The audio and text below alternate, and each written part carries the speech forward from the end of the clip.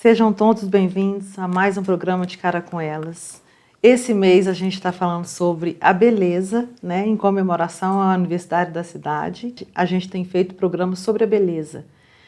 Eu gostaria de lembrá-las que nós estamos super felizes por estar fazendo 4 programas com homens.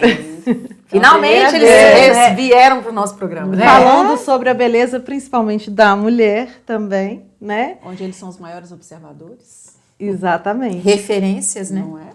E hoje a gente está aqui com o Dr. Francisco e hoje a gente vai trabalhar o tema e conversar e discutir sobre a visão dele e a nossa a respeito da beleza, quando a beleza sobrepõe o talento. Queria agradecer a sua participação, por ter aceitado o convite do canal e estar presente aqui com a gente para falar de um tema tão delicado, principalmente para nós, né? Isso. Tão pertinente e tão atual, dedicado, né? Tanto por homens quanto por mulheres hoje.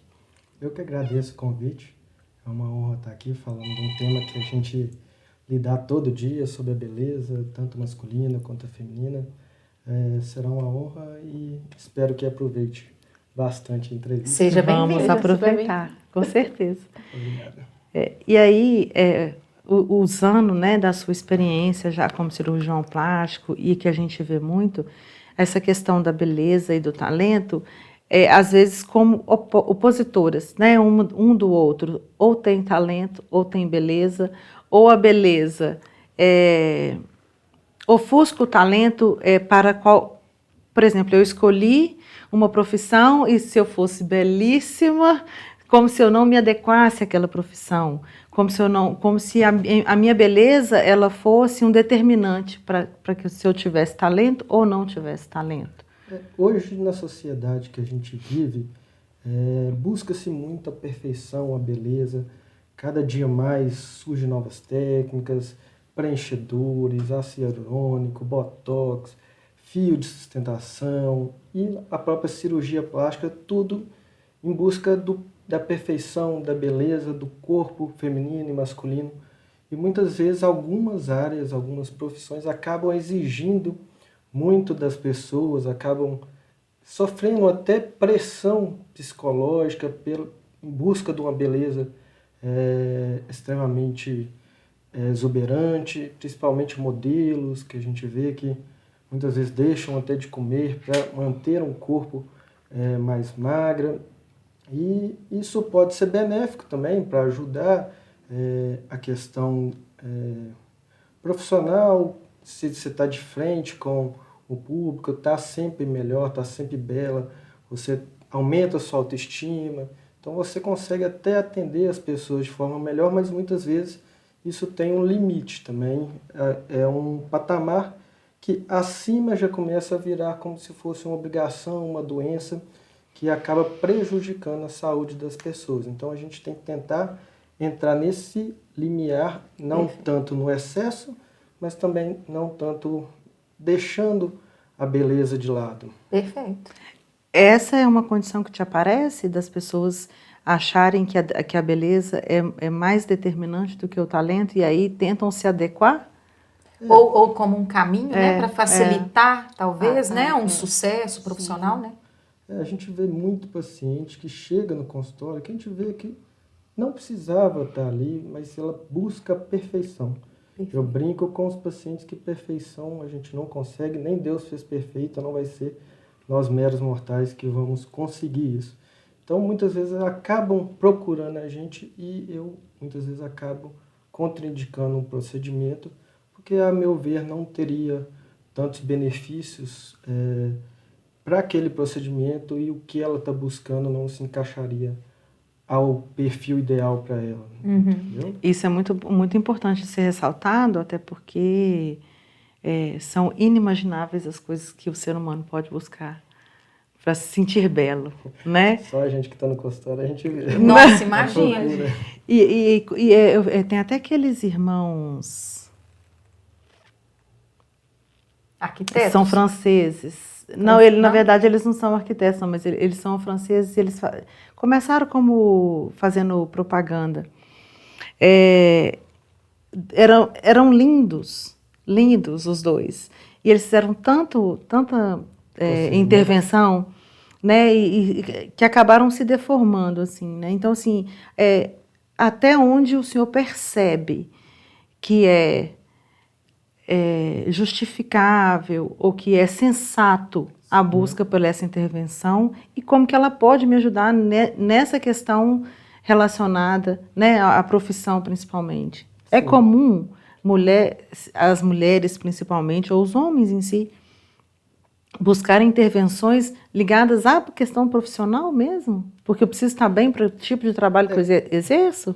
É comum, não é o mais comum, mas é comum.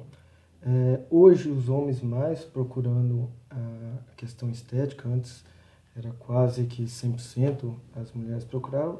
Hoje a gente já faz lipo HD em homem, então muitas pessoas... Lipo HD? Lipo de definição. Para fazer os gominhos. E faz os gominhos, enxerta gordura no peitoral, no deltoide para ficar mais malhado, para ter uma aparência melhor. Muitas vezes trabalham com exposição corporal, fisiculturista, pessoas que fazem propagandas, acabam procurando para melhorar a aparência do corpo, dar uma aparência de um corpo mais malhado. E o que você falou, hoje, muitas vezes, o belo acaba extrapolando.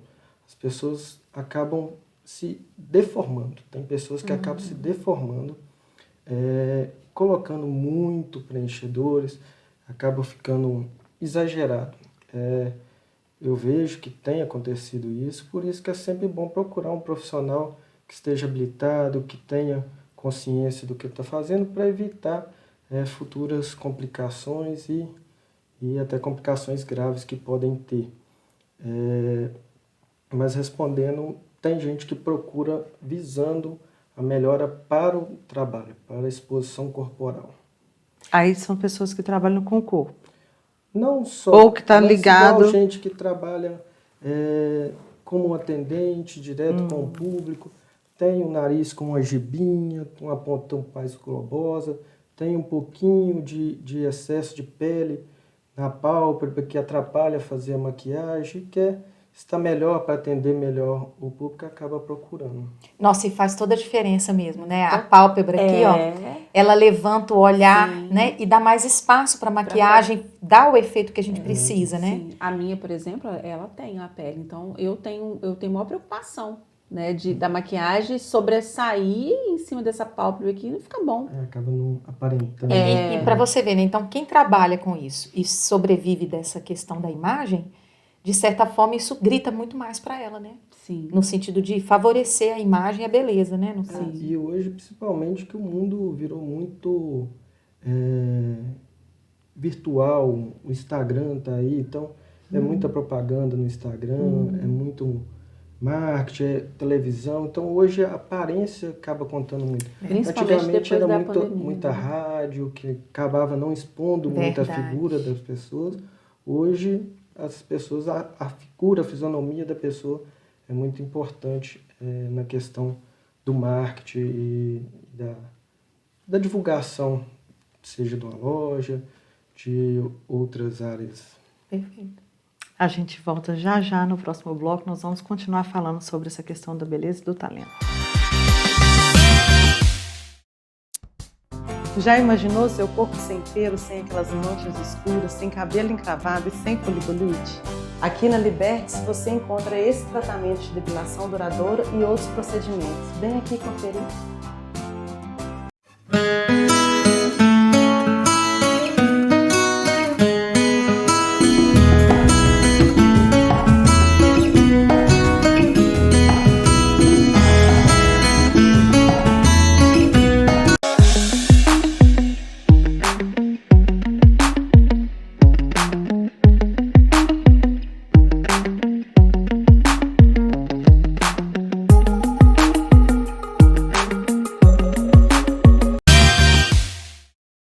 Voltamos com o programa de Cara com Elas, hoje com a presença do Dr. Francisco, que é cirurgião plástico, nos dando a honra da presença aqui nesse mês que a gente está falando sobre a beleza. Verdade. E a gente precisa aqui agradecer aos nossos patrocinadores, gratidão por contribuírem para que nós possamos estar aqui sempre trazendo assuntos pertinentes, né?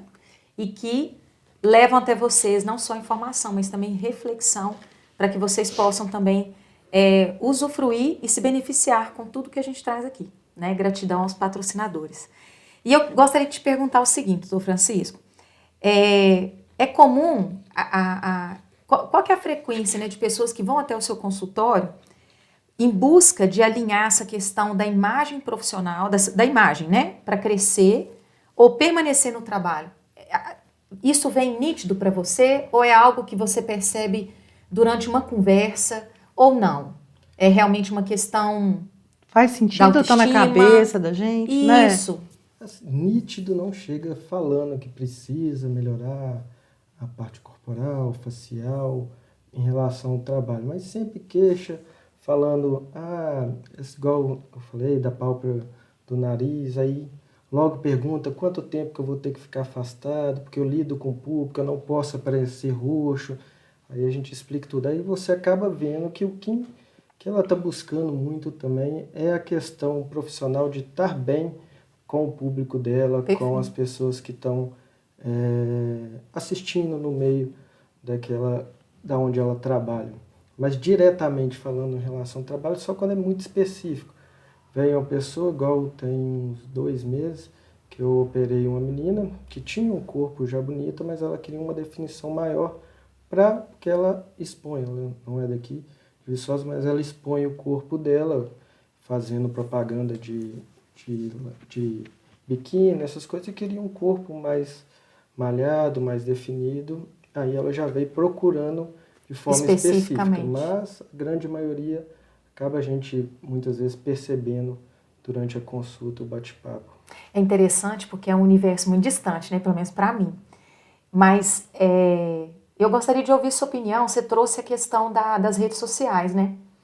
E é interessante como que realmente a rede social é uma exposição constante da nossa imagem, né? Há quase um ano atrás, eu estava 10 quilos mais pesada. Então eu tenho muito registro, meu trabalho é muito na rede. Então eu tenho muito registro dessa minha imagem passada. E é incrível como que tem hora que eu me vejo e eu não me reconheço mais, sabe? E eu tenho muitos registros, então eu consigo perceber muita mudança que foi, apesar de gradativamente eu não ter percebido tanto. Você acredita que essa questão da gente ter, igual a Cássia colocou, né, que com a pandemia a gente acabou indo mais para as redes sociais também, até como uma alternativa, né? Sim. Uma possibilidade, né? A possibilidade, né, que a gente tinha, pelo menos. Você acredita que isso intensificou o fato, por exemplo, se antes, por exemplo, meu trabalho não era exclusivamente com a imagem, mas passou a ser justamente porque eu precisava estar ali, né, trabalhando. Você acha que isso, de certa forma, interferiu para a busca, né, por essa questão da plástica, das correções? Eu acredito que sim. Números estatísticos eu não consigo te falar, mas foi visto que durante a pandemia teve um aumento significativo da procura por cirurgia plástica, por melhor estética. Olha.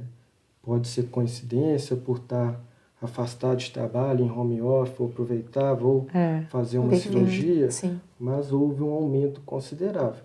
Eu acho que é as duas coisas. Também a questão de estar em casa, não oportunidade. Oportunidade, o pós-operatório mais tranquilo por estar em casa, e também pela maior exposição corporal e facial durante a pandemia por meio de mídias sociais. Perfeito. Eu compartilho com você da mesma opinião, no sentido de que as mídias sociais, elas mexem com a gente, né? No sentido de eu estar vendo o corpo da mulher sempre cultuado, e aí eu achar que eu deveria ou devesse me enquadrar naquele padrão de beleza, né? Tanto é que as mídias sociais criaram filtros, né, gente? Isso que eu ia mencionar. Que aí você põe do jeito... Você consegue mudar praticamente quase tudo, Tudo. Né? As mídias sociais criaram filtros. Não, o Photoshop, ele faz assim, milagre. Milagre. Eu posso não estar maquiada. Nossa, tudo. Afina a cintura, afina o rosto. Muda tudo. E aí torna-se uma coisa irreal, né? Fora da realidade de quem somos realmente, a gente tem né? que ter cuidado muito também. A mídia social tem um lado benéfico, também tem um lado que pode ser, não maléfico, mas que pode ser usado de forma incorreta. muitas pessoas acabam favorecendo de uma luz, de uma posição do corpo. Da nossa área a gente vê muito, a pessoa respira, murcha a barriga e muda todo o corpo. Você vê que tem, eu acho que até no Instagram tem uma repostagem da Sociedade Brasileira de Cirurgia Plástica expondo um corpo da mesma pessoa, mudando a luz, a posição e a postura é totalmente outra pessoa.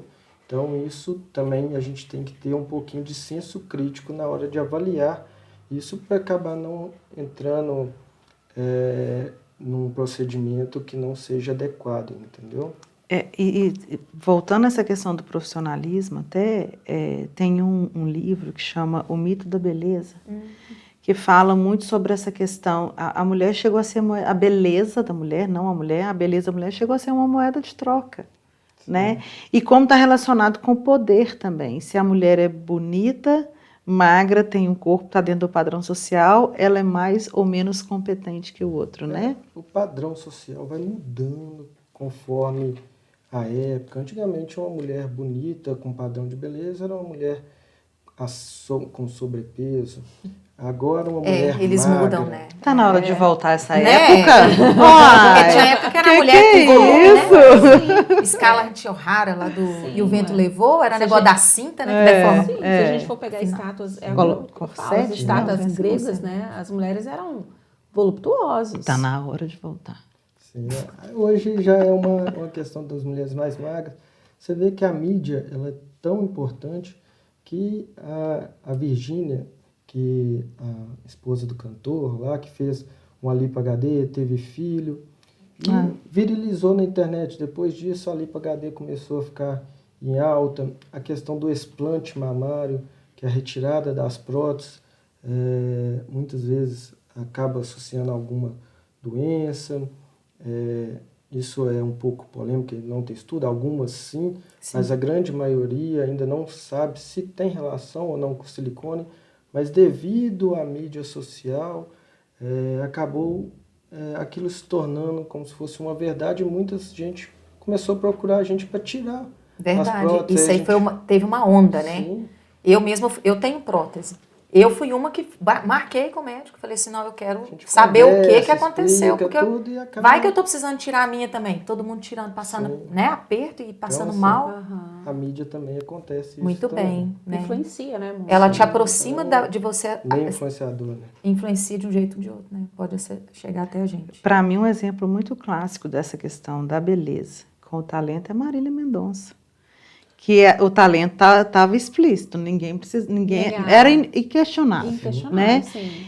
Mas as coisas como eram colocadas a respeito dela pelo sobrepeso, né? Pela estética corporal dela, pela beleza dela mesmo, né? Em si, como que era, teve uma pessoa da TV Globo até, me parece, que fez um comentário exatamente do corpo dela, que ele não estava, que ela já tinha encontrado um caminho, ela só precisava se adequar a ele. Tendo que emagrecer, tendo que trabalhar a questão estética. Aquela Adele também, né? Foi outra, né? Que emagreceu pra caramba. Sim. Mas eu não sei se é porque não é no Brasil, a Adele, eu não ouvia comentários dela a respeito do corpo. Acho que foi uma decisão dela, né? Sobre isso, né? Mas da Marília Mendonça a gente ouvia escrito nas mídias sociais essa questão do corpo. Houve uma pressão. Uma dessas pessoas que falaram dela foi a Ana Maria Braga, no programa dela. Meu Deus. Nossa, mãe. Falando de beleza. A esse ponto, né? Falando de beleza, né? Chegar a esse ponto. A pessoa tem que estar feliz com o que, né?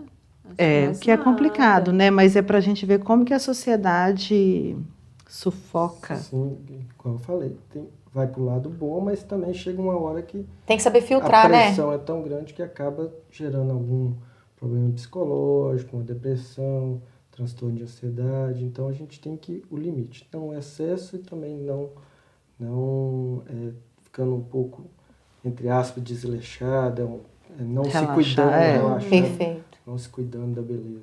Perfeito. Mas é interessante que você falou, vou só pontuar isso, né? Você vai continuar falando isso para mim no próximo bloco, a gente já volta. Esperamos vocês. Já imaginou seu corpo sem pelo, sem aquelas manchas escuras, sem cabelo encravado e sem foliculite? Aqui na Libertes você encontra esse tratamento de depilação duradoura e outros procedimentos. Vem aqui conferir.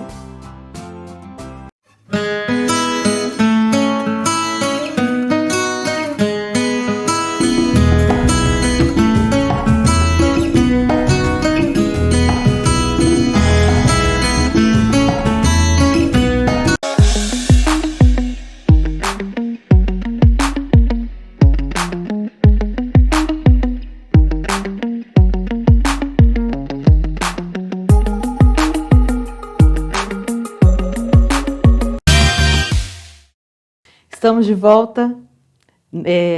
No bloco anterior, eu cortei a minha querida amiga aqui, falando sobre a questão da pessoa talentosa não ter a estética, a beleza desejada por nós da sociedade. Padronizada, esperada, né? Esperada. E aí eu queria que você concluísse seu raciocínio. Então, menina, é porque você colocou o ponto de vista que a Ana Maria Braga teve em relação a Marília Mendonça. Uhum. Mas para você ver, vindo dela faz sentido, né? Porque a Ana Maria, e eu respeito demais ela como apresentadora e tudo mais, mas é uma pessoa que trabalhou a vida inteira com a imagem, né? E a vida toda ela foi criteriosa. Nunca vi a Ana Maria Braga acima do peso. Também. Ela tá cada vez mais magra. E plásticas, né, gente? Constantemente. Porque ali a gente percebe que tem. E né? mesmo tendo ela problema é muito de saúde, né? Porque ela passou por um câncer. Ela teve um câncer, não foi? Ela Foi um teve câncer de quê? pele, ela teve teve outros, né? Pois é, e eu acredito que um ponto que valeria a pena o doutor trazer para nós é essa questão das cirurgias reparadoras, né? Existe alguma que é mais... Porque a gente está falando aqui da questão muito da imagem, da beleza, da perfeição, né? Sim. Não é algo que é necessário, né? Que a gente não vê, né, gente? Como prioridade, talvez. Mas prioridade é particular, bem, né? né? Muito bem. Muito bem. Estar bem. Está bem. E aí, para mim, prioridade, né? Vai variar de uma pessoa para outra. E as reparadoras? Tem alguma que é mais comum? Cirurgias reparadoras é aquela cirurgia que a gente tem um fim, não um fim estético, a gente tem um fim de melhorar a qualidade, a função da pessoa e, lógico, sempre olhando a melhor forma de deixar mais estético a região a ser reparada.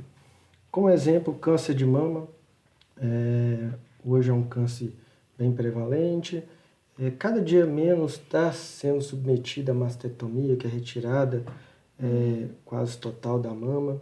Então hoje está tendo cirurgias mais conservadoras que facilita na hora de recuperação e a pessoa acaba tendo uma questão estética final mais agradável, mais compatível com o padrão normal de uma mama. Não há uma mudança tão agressiva, né? Quanto menos agressivo, mais tende a ficar esteticamente melhor. Por outro lado, maior risco de recidiva, isso vai depender do mastologista, de cada caso da doença, né? Mas também a gente vê outros tipos de cirurgias reparadoras com frequência, paciente queimado, principalmente na época da pandemia, que começou a utilizar o álcool em gel, que é um álcool que dá chama é verdade. e sem visão, porque o álcool em gel ele fica transparente, se vocês colocarem você vê. Acabou tendo um aumento considerável por queimadura e, consequentemente, reparação dessas queimaduras, das áreas queimadas. Outra cirurgia também que a gente vê muito é trauma de face. Eu fiz uma subespecialização na USP de crânio-facial com trauma de face. Hoje aqui eu não atuo mais nessa área, tem outro profissional que atua. Mas a gente vê muito trauma de face, paciente que fratura, cai de moto, principalmente as motos, cai com o capacete aberto, não preso direito, e a gente acaba reconstruindo a face. Questão dos lábios leporinos também, que geram estigma na feição facial, e acaba, a gente consegue adequar a questão estética, reintroduzindo esses pacientes na sociedade novamente, de forma, como que eu posso falar, mais adequada não é a palavra certa, mas de forma justa, para que eles possam não ser visto, igual teve o filme do menino que teve trichia, aquele que andava com capacete, que sim. O virilizou. Extraordinário. É o Extraordinário. Nossa, lindo É filme. Adoro aquele filme. uma anomalia crâniofacial que a gente faz as cirurgias para reparar e ele conseguir ser encaixado novamente na sociedade. Então, a cirurgia reparadora é uma cirurgia que traz muita gratidão, muita gratificação para a gente, porque a gente consegue melhorar a qualidade de vida desse paciente e reintroduzir Em na todos os sociedade. sentidos, né? De autoestima, Nossa Senhora. de vaidade, né? Porque, como ele mesmo de se disse, sentir não é só a parte. questão da beleza, né? Sim, Mas muitas vezes a gente melhora a função. O paciente Sim. teve uma queimadura, teve uma retração, não consegue hiperestender o braço mais, então acaba limitando no trabalho e a gente acaba fazendo um enxerto, uma zetoplastia, Olha só. alguma técnica, consegue hiperestender novamente o braço e reintroduzir ele na sociedade, no trabalho novamente. Nossa, perfeito, né? Como que é poderoso isso, né? Sim. Porque pensa na pessoa que tem vergonha, às vezes, de uma cicatriz ou de uma deformidade, né? E ali ela fica limitada realmente a tudo, né? As relações sociais, ao próprio trabalho em si, né? Sim. E olha só, desse filme, que era uma criança. Quer dizer, criança normalmente ele nem se atém muito a isso, né? São inocentes. E esse menino, ele, quando ele ganhou o capacete de astronauta, Sim. ele só vivia com aquele capacete. Esse filme é muito... Para esconder, né? Para esconder a sociedade deformidade. ter uma vida normal. Ser tratado no como meio normal. uma pessoa comum, né? E não diferente, né? Diferente. E Aquele filme é lindo. essas cirurgias, igual para a mulher, que teve câncer principalmente, né? Já passou por toda uma questão de tratamento psicológica. É verdade, Então, né? eu acho que a reconstrução devolve muito mais do que a autoestima, né? Devolve, é como se estivesse me dando meu Vontade de corpo de viver. volta, Sim. né?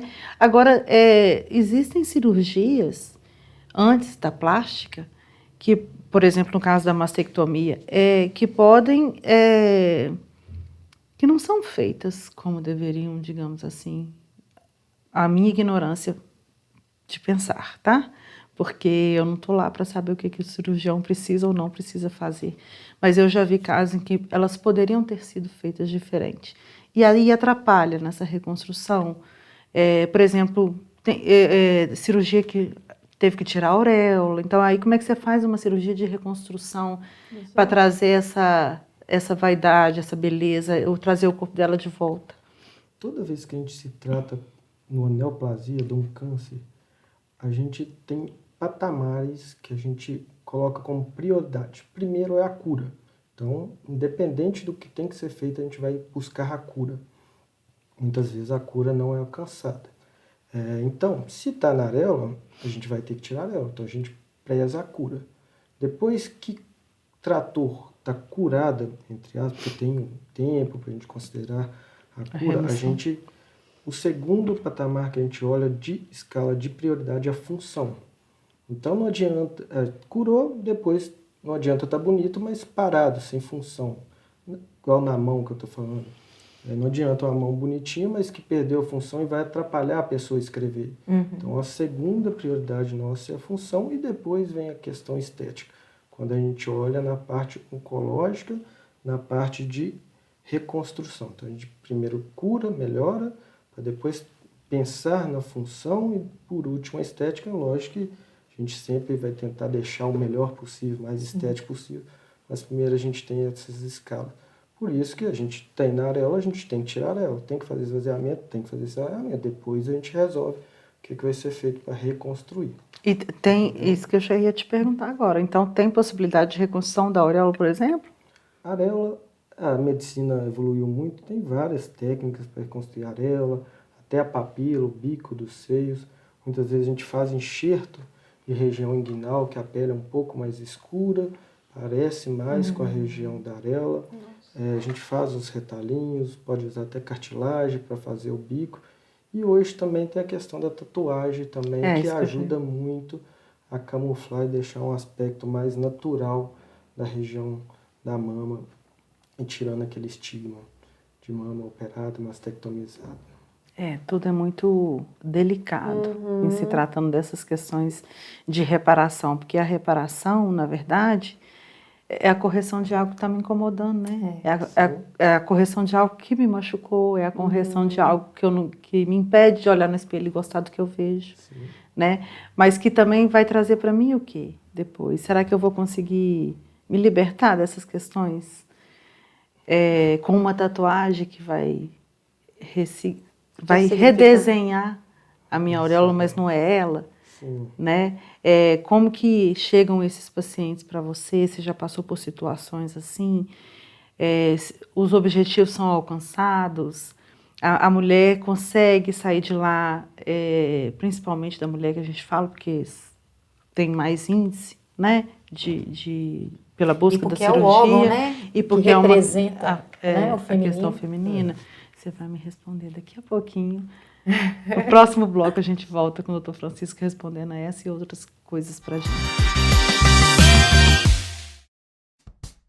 Já imaginou seu corpo sem pelo, sem aquelas manchas escuras, sem cabelo encravado e sem foliculite? Aqui na Libertes você encontra esse tratamento de depilação duradoura e outros procedimentos. Vem aqui conferir.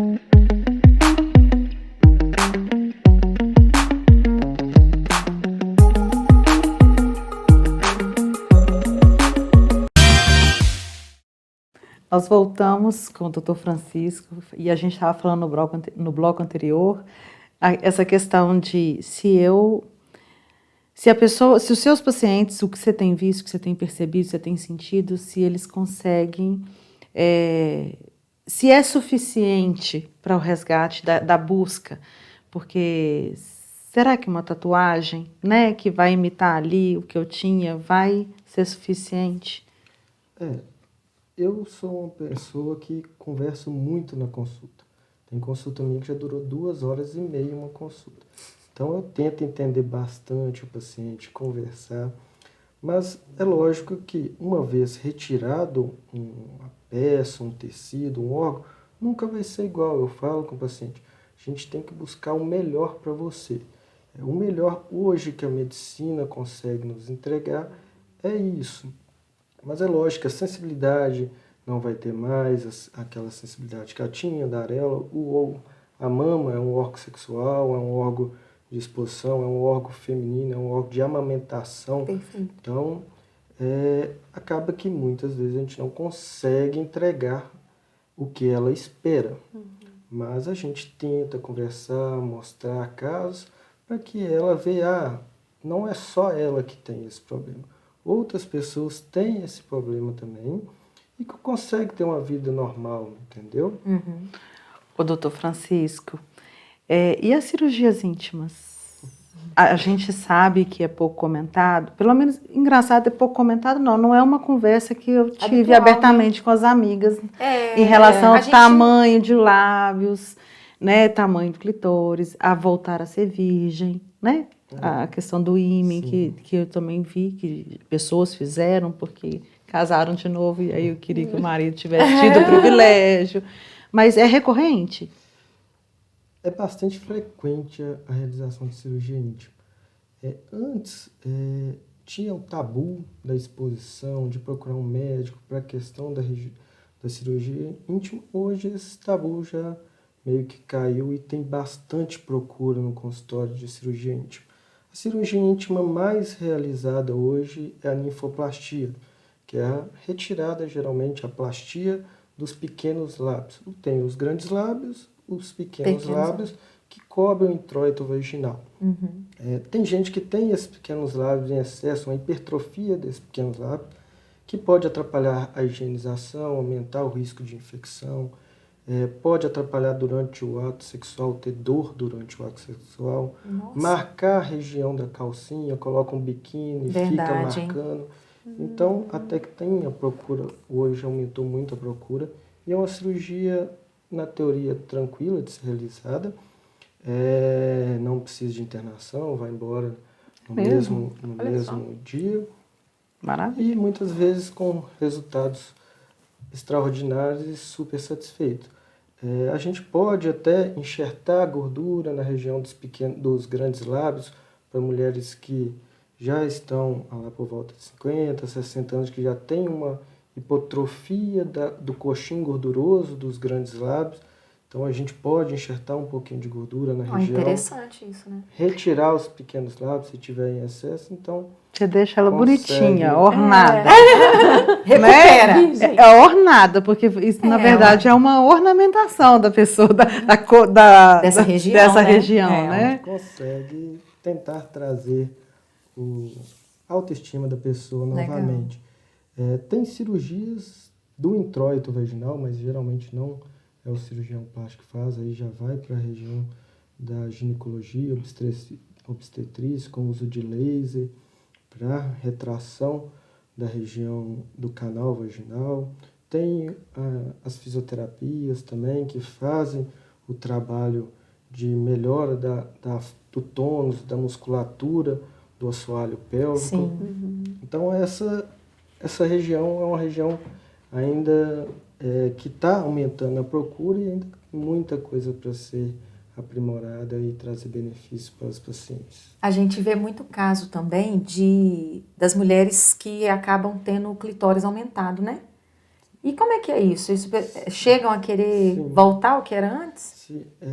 Isso tem aumentado com frequência devido ao uso do anabolizante. Muitas mulheres buscando o corpo perfeito acabam utilizando de hormônios anabolizantes, o uso de chip para aumentar ganho de massa muscular, consequentemente pode vir a desenvolver uma hipertrofia do clitóris, que é uma clitoromegalia, e tem cirurgias para redução do clitóris. Essa cirurgia eu não realizo, mas tem profissionais que realizam para redução do clitóris e deixar mais harmônico. Entendeu? Mas é mais para harmonia ou tem e a questão do prazer em si? Interfere?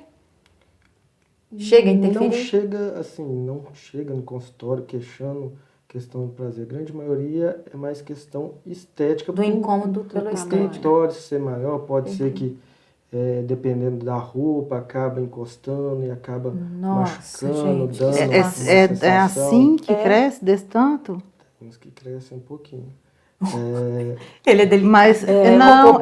Mas o pós-operatório, Gente. eu vou tirar Vivendo e aprendendo. por questões que estão me afetando psicologicamente ou pela roupa, igual o senhor comentou agora, mas e o prazer depois da cirurgia? Então, as cirurgias de pequenos lábios, a linfoplastia, geralmente não tem alteração considerável da relação da sensibilidade na região. Porque também não é uma região que tem tanta sensibilidade igual o clítoris. O clitóris é a região mais sensível, é o órgão do prazer, do introito vaginal ali, da região vaginal. Então essa sim, a cirurgia pode vir acarretar alteração da sensibilidade. Como eu te falei, é uma cirurgia que eu não realizo, mas tem esse risco. Que se pensa antes de fazer, né, gente? Porque 90% das mulheres têm orgasmo clitoriano, né? Sim. Então, você imagina se se submeter... eu fico pensando nas pessoas que fazem isso somente por estética. Sim, né? Isso que tem que ser bem conversado com o cirurgião que vai realizar a sua cirurgia, o seu procedimento, para ele expor quais são os riscos, os benefícios, e aí tomar uma decisão em conjunto, o cirurgião com o paciente, para fazer o melhor tratamento, a melhor conduta para ela. Entendeu? Perfeitamente. É muito procedimento, não é? Meu Deus, eu tô aqui, eu tô até boca aberta. Tem coisa que a gente nem sabia que existia. Não, né? Mas voltando... Que pode ser feito. Mas assim, a gente percebe que é tudo em voga à beleza, né? Aos padrões e tudo. E, doutor Francisco, e você consegue mensurar toda essa pressão que existe, né? Sobre essa aparência ideal para homens e para mulheres? Existe? É diferente? Para o homem é mais, para a mulher é mais? Eu acho que hoje não tanto igual era antes. A mulher antigamente ela era mais vista como um prador de beleza, sempre... Você pode ver, homem compra 2 calças, uma camisa, mulher tem guarda-roupa inteiro, 30 mil sapatos, então a mulher acaba tendo que estar sempre melhor aparente do que o homem. Mas hoje isso vem mudando, os homens cada dia vêm se tornando mais susceptível a essas mudanças de padrão de beleza, cada vez homens metrosexuais buscando estar sempre melhor. Mais cuidadosos com a própria imagem, né? Sim. Homem, a gente falava, a gente tinha essas coisas de falar assim, homem meio desleixado. Não, isso não é coisa de homem. Bruto. Né? Bruto, né? Não se preocupa em se cuidar, em tomar... Meu marido, na época que a gente começou a namorar, ele tinha uma camisa, toda foto, ele tava aí com a camisa de novo. Eu falei, peraí, você só tem essa? Aí que eu fui ver que realmente ele não tinha quase nada. E não era porque não tinha condição de comprar, é porque não fazia questão. Não fazia questão. Homem normalmente não. Quer dizer, né? A maioria dos homens, né? E assim, ainda tem os homens tabus, né? Que meu marido fala assim, homem que é homem não tem essa quantidade de blusa e essa quantidade Homem que é homem, tá vendo? Olha, você vê. É um preconceito. É preconceito. Vem mudando. É preconceito. Para a gente poder encerrar, que já está quase terminando nosso tempo, eu queria, antes de te agradecer pela sua presença, te colocar como do lado de cá, sabe? Você tem essa questão pela estética pessoal de você, de fazer, já fez procedimento? Eu faço procedimento, mas coisas pequenas. Botox, só. Não faço... Nunca fiz cirurgia plástica, não me senti necessário. Isso eu brinco. A cirurgia plástica, o paciente chega e eu falo, o que te incomoda? Não é o que eu acho que não é legal para você, é o que está te incomodando. A gente tem que fazer o que está te incomodando. O que te incomoda eu vejo se eu posso ou não te ajudar. Se isso é legal ser submetido à cirurgia ou não. Então, assim, até hoje não me incomodou. O que poderia ter me incomodado era fazer o transplante capilar. Mas é importante a gente ver isso, porque você tem o recurso. Sim. Você sabe o que significa. Mas como você se sente em relação a isso? Mas foi perfeita a sua colocação. E é isso que a gente, na verdade, espera e busca. É se olhar e se sentir bem. Né? Olhar no espelho e se sentir bem. Estando bem, tá tudo certo. Perfeito. Queria dizer que foi um prazer tê-lo aqui com a gente. Um prazer mesmo, viu? Não, muito esclarecedor. Muito esclarecedor.